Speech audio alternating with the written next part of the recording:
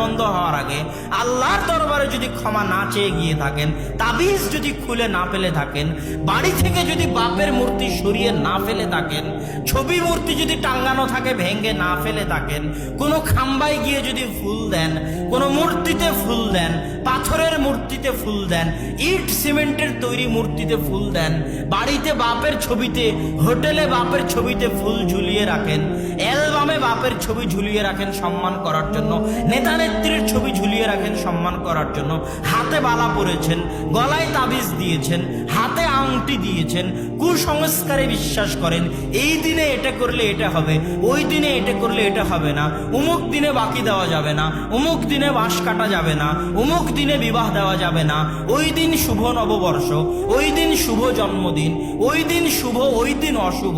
ওই জায়গা শুভ ওই জায়গা অশুভ, ওই গাছ শুভ ওই গাছ অশুভ, ওই পদ্মা নদী শুভ গঙ্গা নদী শুভ আর ওই নদী অশুভ, ওই ব্যক্তি বরকতময় আর ওই ব্যক্তি বরকতময় নয়, ওই ব্যক্তি কিছু করে দিতে পারে আর অমুক করে দিতে পারবে না, এই জাতীয় যত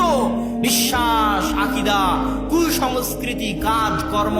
আপনার পরিবার, আপনার সমাজ, আপনার ব্যক্তি জীবনে আছে, এগুলোর নিঃশ্বাস বন্ধ হওয়ার আগে যদি ক্ষমা না চেয়ে যান, কিয়ামতের মাঠে আল্লাহ ক্ষমা করবেন না।